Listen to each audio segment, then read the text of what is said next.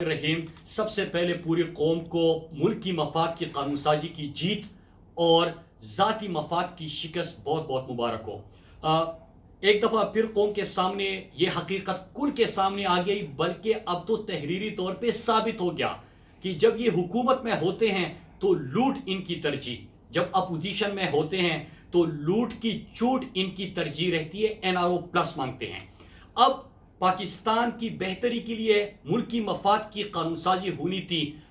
Fat اپ آپ کو پتا ہے کہ ان کی کرتوتوں کی وجہ سے پاکستان گرے لسٹ میں چلا گیا، اور اگر یہ قانون سازی نہ ہوتی تو اللہ نہ کرے پاکستان بلیک لسٹ میں چلا جاتا۔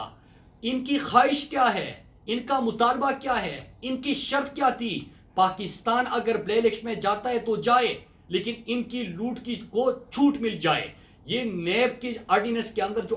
38 نکات ہے، اس میں 33 کو یہ ختم کرنا چاہ رہے تھے۔ اور وہ کون کون سی چیزیں میں آپ کے سامنے رکھ دوں، کیونکہ ابھی تو حقیقت قوم کے سامنے تحریری طور پہ بھی سامنے آ گئی ہے کہ جو زرداری کا فیک اکاؤنٹس کا کیس چل رہا ہے، اس میں تمام ثبوت اور چیزیں سامنے آ چکی ہے۔ اگر ان کی شرط مان لی جاتی تو زرداری کو NRO پلس ہم نے نہیں دیا، رو، یہ کہتے ہیں NRO، ہم کہتے ہیں کہ رو۔ پھر دوسرا، شہباز شریف کا TT سکینڈل، پاکستانی قوم کا پیسہ لوٹا جاتا ہے، یہاں سے منی لانڈرنگ ہوتی ہے، TT کے ذریعے پاکستان آتا ہے، اس میں یہ چھوٹ مانگ رہے تھے، NRO مانگ رہے تھے، نہیں ملا، رو۔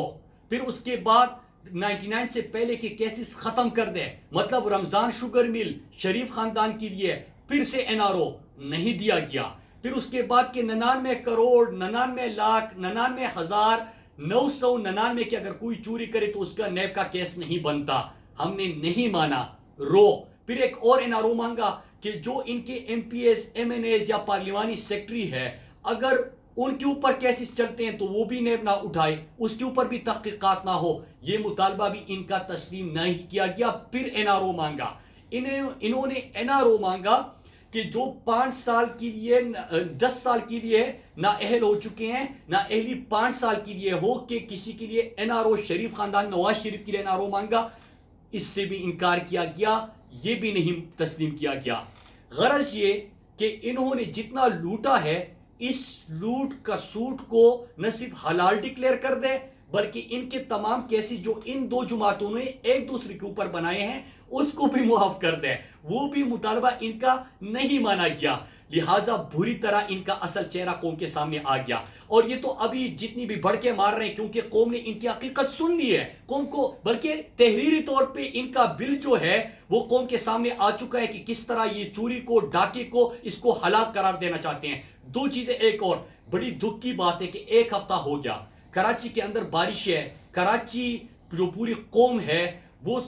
بارش کے پانی میں ڈوب گئی، لوگوں کا سرمایہ، لوگوں کا اثاثہ ڈوب گیا، وہاں پہ اموات ہوئی، ایک دفعہ بھی پرزندی زرداری نے ان کا ذکر نہیں کیا۔ تیسری چیز جو انہوں نے ذکر کیا کہ معاون خصوصی اور ایڈوائزرز کے اثاثے، پاکستان میں کوئی قانون نہیں تھا، عمران خان نے پہلی دفعہ ان کے اثاثے اور شہریت قوم کے سامنے رکھی۔ ہمارا مطالبہ ہے کہ سندھ کے جو معاون خصوصی ہے اور ایڈوائزرز ہے اور آپ کی پارٹی لیڈرشپ ہے، وہ بھی اثاثے اور شہریت قوم کے سامنے رکھ کے۔ آخر میں بڑی مذمت کرنا چاہتا ہوں کہ جب ایئر وائی نے ان سے سوال کیا تھا کہ 5.5 کروڑ